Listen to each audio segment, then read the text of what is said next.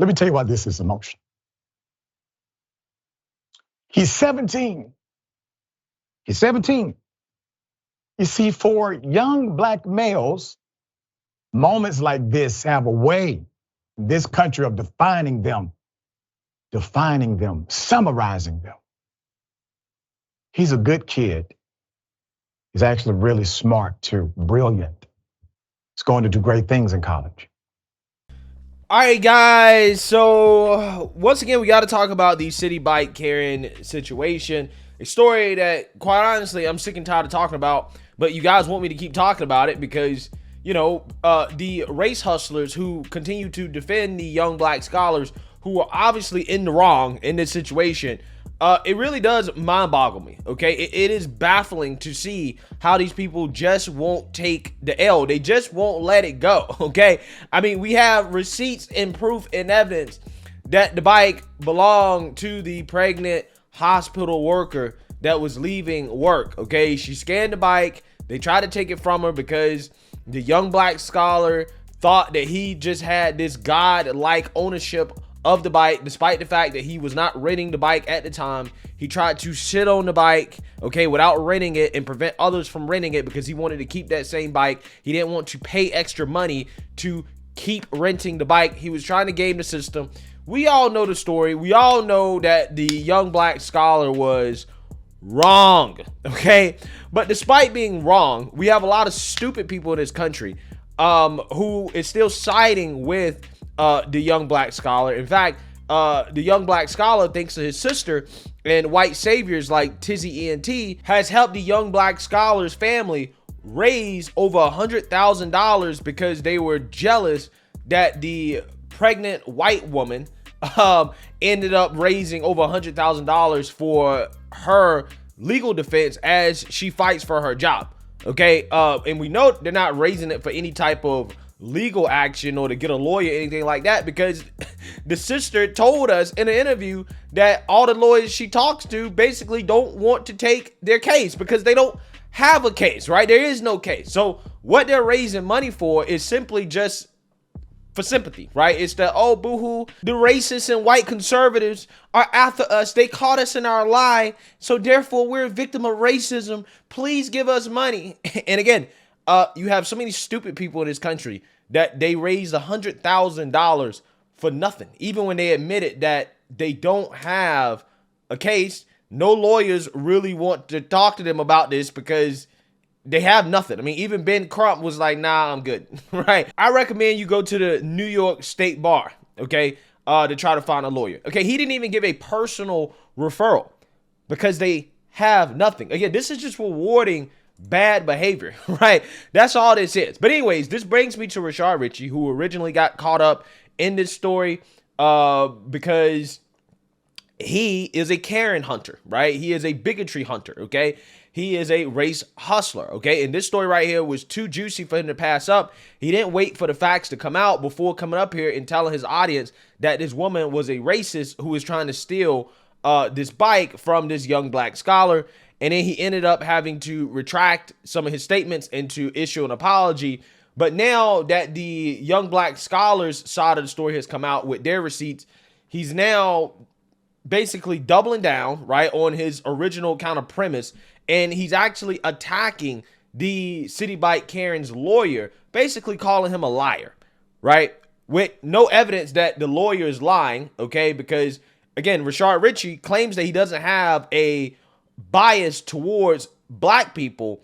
He's just taking the side of the young black teenager, just like he did originally, okay, at the beginning of all this, which got him burned, right? So again, it's just fascinating to watch this guy continue on with this story when he really should just let it go. But this time, again, he's weaponizing his black tears in order to try to draw out some sympathy for the young black scholar because they got caught in a lie. So I want to react to it and laugh at it. So without further ado, let's get into it. The picture of the lawyer. You see, all over social media, a whole lot of people, majority, very racist groups, they have been calling for my head, calling me a racist and other things because I have an opinion. Well, no, they call you racist because you are a racist, right? You clearly are racist towards white people. especially white women. I mean, your whole channel, for the most part, is dedicated towards targeting white women. Now, again, I don't know how YouTube justifies continuing to support your channel when they won't support Matt Walsh. Again, I don't see what the difference is between what Rashad Richey does in regards to hate and harassment towards groups and individuals, right? I'm not sure what is much different from what Rashad Richey does and what Matt Walsh was doing with the whole Dylan Mulvaney thing. Again, I would love to hear an executive explain what the difference is, but I'm just saying, in my opinion, doctor, right? And I'm using doctor very loosely here. I think people have good reason to believe that you're racist, right? And every time you do one of these videos, you do show us that you do have racial bias that you claim is so bad when it works against black people, but you're using your racial bias to basically try to ruin the lives of white people, despite the facts. Again, it's amazing how that works. These people are exactly who they claim that they're fighting against, okay? It's just fascinating. It's truly fascinating, the hypocrisy of these people. Now, in proper context, I apologized to the Citi-bike Karen if I was wrong. Well, it's not an if you was wrong. You were wrong. You accused her of trying to steal a bike, right? That's what you did with no evidence or proof that she was actually trying to steal that bike. You just sided with the black teenager because he's black, okay? And it's just hilarious because, again, these type of people like Rashad Richey, if you continue to side with black scholars, you're going to get burned most of the time, right?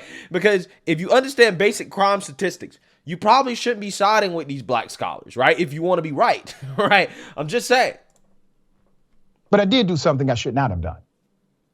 I should not have made such a conclusion so early without at least hearing from the other side. Lesson learned. That's called context. But let's put this attorney back up. You see, in his statement, in the statement that basically all of mainstream media ran with, he said the 5 young men approached her. They said, no, they were already there. She approached them.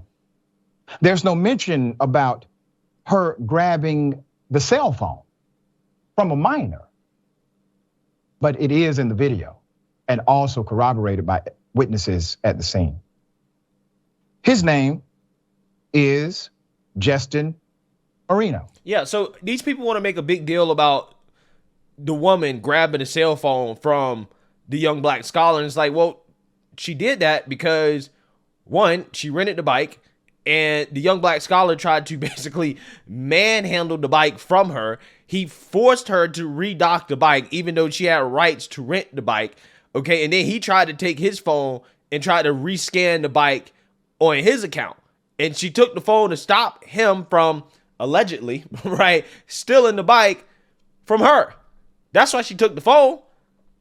Again, but, you know, Rashad Richey doesn't want to mention that. He doesn't want to go over that part of it because, again, that doesn't necessarily fit the narrative here, right? They want to accuse the woman of assault of a minor. She assaulted a minor. Well, I mean, can I not say that maybe the minor assaulted her when he decided to basically try to manhandle the bike from her, right? A pregnant woman who he should have gave the bike to from the get-go when she first asked, right? I'm just saying. These people are doing so much mental gymnastics to try to be right when it's like you're just wrong. You're wrong. Now, for those of you who are saying that this guy's going to sue me, this is what I have to say to that. I wish a Karen would. Okay? There's more. Michael Story. Be careful what you ask for. Be careful what you ask for, good doctor, right? Directly contradicts the narrative that Justin Marino, the attorney, the employment attorney representing Sarah Jane Comrie, gave in a statement he wrote to the New York Post. Marino, the attorney, originally made public redacted alleged receipts, but as of Wednesday, his apparent Twitter account posted the unredacted receipts showing Sarah Jane Comrie had rented the bike for 1 minute at 7:24 p.m. Okay, let's put it up. The family provided News One receipts for the Citi-bike purchases. They show he originally rented the bike at 5:53 p.m. He returned it after his final ride at 10:12 p.m.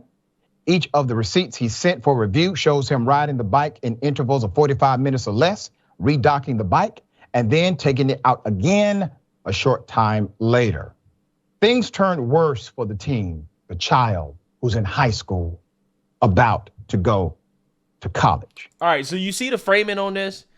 Again, this is why I use the term young black scholars now instead of young thugs or whatever, because these people, again, they try to go out of their way to make criminal behavior, particularly criminal behavior that's done by young black men, right? They try to make it seem like, oh, well, you know, this person was going to be some type of engineer or doctor. Like, this person is, you know, going to be some type of productive citizen in society, despite the fact that, you know, all the evidence that we have suggests that maybe that's not necessarily the case. Who knows? I don't know in this situation, right? If this child is actually going to go to college or whatever, doesn't really matter. His behavior in the video suggests to me that he's not as innocent as these people want to make him out to be, right? He's some innocent child. I'm not sure how many innocent children are wishing that a pregnant woman's baby come out retarded, right? Over a bike, okay? Again, did not have the manners to just give the pregnant woman the bike, okay? Apparently it was an e-bike, easier to pedal, okay? He could have rode another bike. I'm just saying, the framing here is absolutely amazing. Also, what I want to mention is that Rashad Richey fails to mention that, again, this young black teenager was trying to game the system, okay? He says, well, receipts show that he had the bike and he was, you know, riding it for less than 45 minutes and redocking it and, you know, riding it again. It's like, yeah, well, he was doing that to game the system because he didn't want to pay extra to rent the bike for an extended period of time. He also fails to mention that the short intervals in which he would dock the bike were not actually short, right? This guy would dock the bike with the intent of keeping it for at least 30 or 40 minutes, 50 minutes. Again, we know that because of the receipts, right? He would dock the bike and just keep it, right? I'm not sure if 30, 40, 50 minutes is a short interval. That's not a short interval. Okay, maybe he docks the bike and, you know, he takes it out and rides it again after 5 minutes. That might be counted as a short interval, but I'm not sure in what world can you dock a bike and sit on it for 30, 40, and 50 minutes and not let anybody rent it and people think, oh, well, that's okay, right? That bike belongs to you. I'm just saying, it's funny how he skips over a lot of these details because, again, they don't fit the narrative here, okay? Don't fit the narrative. Things turned worse for the teen, the child who's in high school, about to go to college. Things got worse for this teen when Attorney Marino put his statement out in the media. That's according to the family. When those receipts got released, everything flipped, Michael said.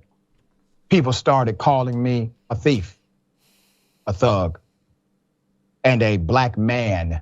The reason why he made that nuance, that context was important is because he's not a black man. He's a black kid. He's a black child. He's a black child. See, he doesn't have a problem becoming a black man, but he is well aware he's a high school student. He's a child. He's a child. It's definitely having an effect on me, he continued. It's just like, wow, this is crazy, Michael added. She did something wrong, and she basically got rewarded for it. She's made over $100,000 on GoFundMe. She got all the white conservatives on her side. Everyone who was on my side has just kind of stayed silent.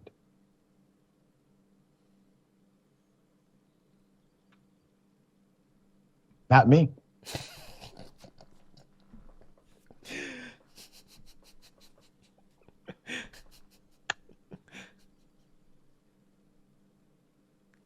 Let me tell you why this is emotional.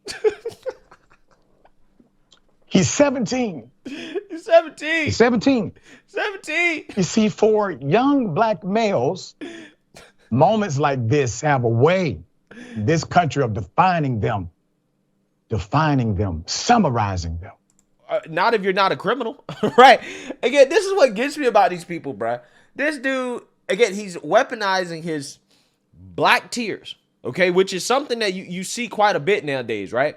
How these people try to make it seem like black people have it so tough, okay? So tough because of the evil white man, and that black people get ruined because of white women like this, right? They get killed, actually. This is a narrative that was putting out there. Again, this has never happened before in history. But they're trying to tell people, they're trying to convince people that white women crying somehow is a threat to black men, because black men have lost their lives because of women like Sarah Jane Comrie. When again, that's never happened before. None of these people can provide one example of that happening. They keep bringing up Emmett Till, but that's not what happened in the Emmett Till story. But isn't it amazing how this incident that they're trying to say happened so much in this country, they don't have any examples except an incident that actually is not a real example, but it happened over 50, 60 years ago, right? That's how rare this is in this country, okay? But they're trying to frame this as if this is a daily thing, right? Black men are actively in danger because of white women like Sarah Jane Connery. So if you're a white woman and you're getting mugged, you're getting robbed, you're getting beaten, you're getting killed, okay, by a black man, you better not cry for help or else you're racist, right? You rather let yourself get deleted than to actually cry for help, because again, crying for help when a black person is committing a crime against you is racist, okay? This is what they're saying. He's a good kid. He's actually really smart too, brilliant. He was a good boy, right?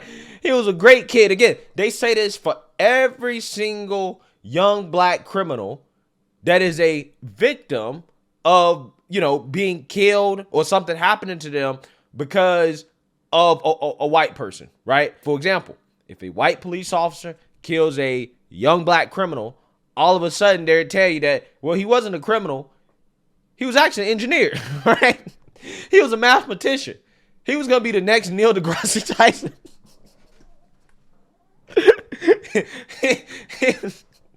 You know what I'm saying? This is what they do. And this is why I call them young black scholars. Okay? Because these people try to make criminals seem like angels. Like they were actually going to be positive contributors to society. Now, again, I don't necessarily know about this young man who we don't know anything about, by the way. We don't know his name. Okay, we don't know basically anything about the guy. And I'm also not calling him a criminal, right? So don't get it twisted, right? I'm not saying he's a criminal, but I could argue in this video, this young black teenager is engaged in bad behavior, okay?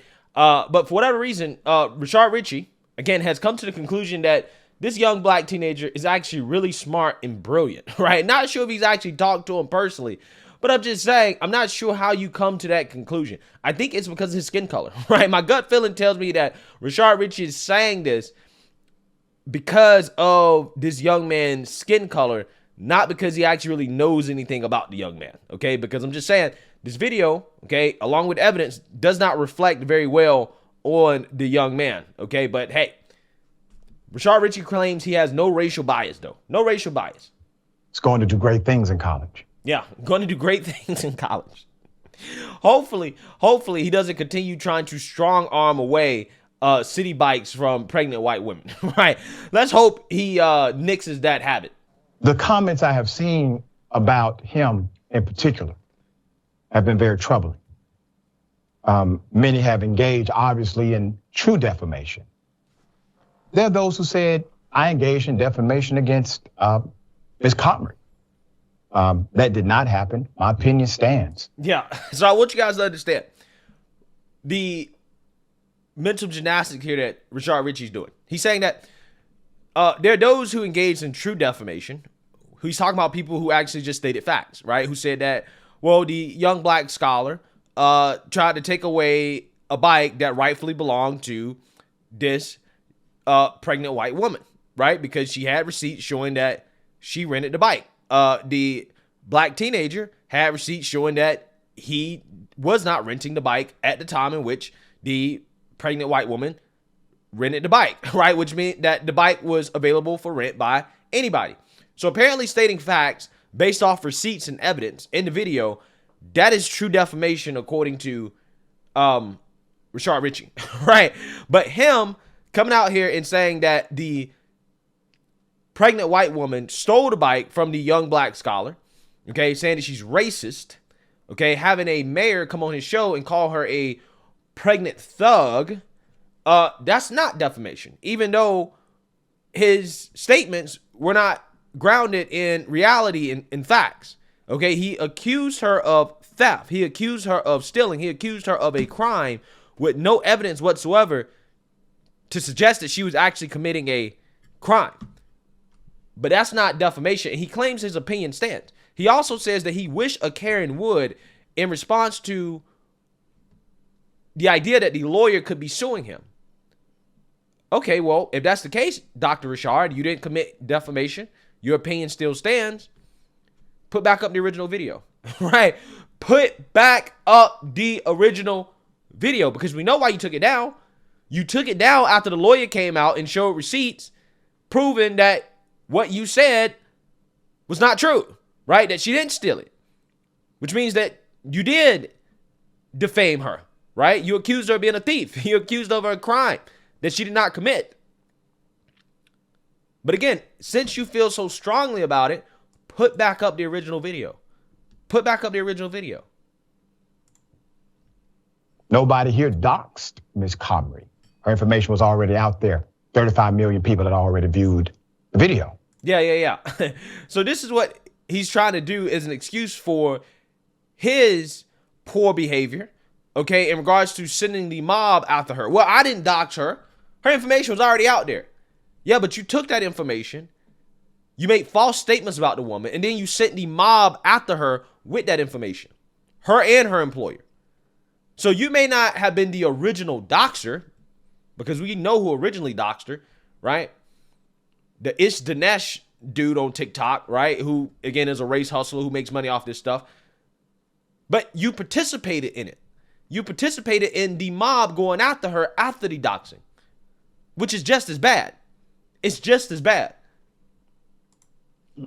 But I'm a 40-plus-year-old black man. Okay, we know you're black. I mean, Jesus Christ. How many times these people have to mention that they're black, right? Again, this guy claims that race has nothing to do with this, but he keeps mentioning the fact that he's black, that the teenager's black. He won't stop talking about being black. I don't understand. I take the darts. The arrows are fine with me. Been taking them for many years. This is a 17-year-old child. This is a 17-year-old child. Even if you think he should have been more courteous to the woman who said, I want that bike, I don't want those. I want the one you got, okay? I want the one that your hand's on. Even if you say he should have been courteous, just remember it was his courtesy to give. No, it wasn't, because the bike didn't belong to him, right? It was not his courtesy to give. The bike did not belong to him. He was sitting on the bike. He was gatekeeping the bike because he didn't want to pay more because he's so poor, right? But again, he was trying to gatekeep the bike without renting it, without paying for it, which again, some people would say that, hey, that's, theft. But anyways, regardless, when the pregnant white woman comes over to ask for the bike, which she asked multiple times according to the sister's testimony, the family testimony is that she informed them that, hey, I'm pregnant. Can you let me get the bike? They said no. Even though the bike did not belong to him and he had no business gatekeeping the bike. But again, if he had proper manners in home training, he should have given her the bike. Again, he had no business gatekeeping it. It wasn't really his bike to give. But again, since he was gatekeeping it, right, without paying, he still should have given her the bike. Because that is what young men should do for women, especially pregnant women, right?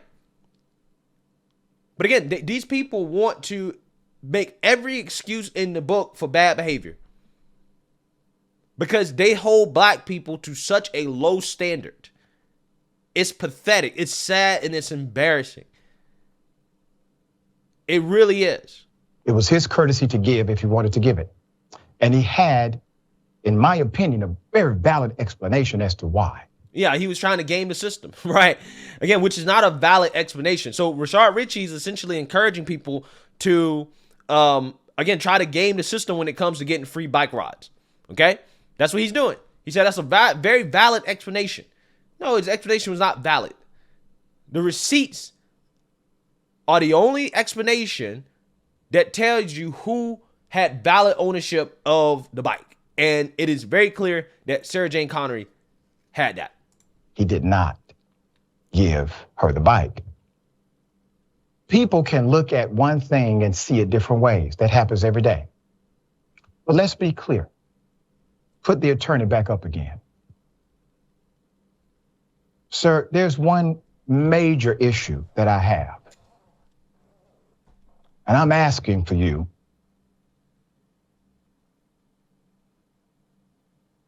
to retract the statement that says the 5 boys approached her.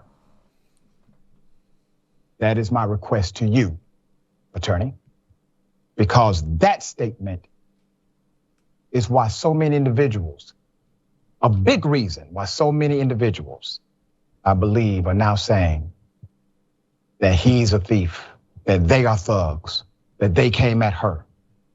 You see, narrative, attorney, is important. All right. Yeah, so here's the thing. This lawyer should not have to retract any statement because you have no proof or evidence that the black teenager was there first. You don't know that. You're just believing their side of the story. Again, it's just amazing how this works. He's just assuming that the attorney's lying. You didn't retract your statement because the young black scholar came out and said that he was there first. Well, you have no evidence to back up that claim. The lawyer has no evidence to back up his claim. So who are you to tell the lawyer to retract the statement? We're not going to know unless there's video out there that hopefully one day will be released showing who was at the bike first. But regardless, we know based off the receipts that that young black scholar did not have ownership or possession of the bike. Doesn't matter if he had his hand on the bike. He had no intent of actually trying to rent the bike at that moment. And we know this based off the receipts because he didn't actually ride the bike home until 40 or 50 minutes after he originally docked the bike and started to sit on the bike. But regardless, if you want to believe the family side of the story that they were there first, again, why is it that Rashad Richey has no smoke for these young black teenagers who all they had to do is just give up the bike when the woman originally asked and they could have took another bike? Why you have no smoke for the fact that if they just would have did that, that whole situation would have been avoided in the first place?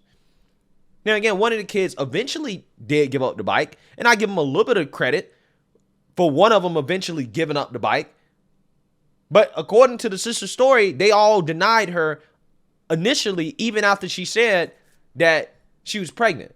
It wasn't until the situation had escalated to the point where it almost got physical, where one of these black scholars actually had enough common sense and courtesy to say, hey, I'll give up my bike. This ain't worth it.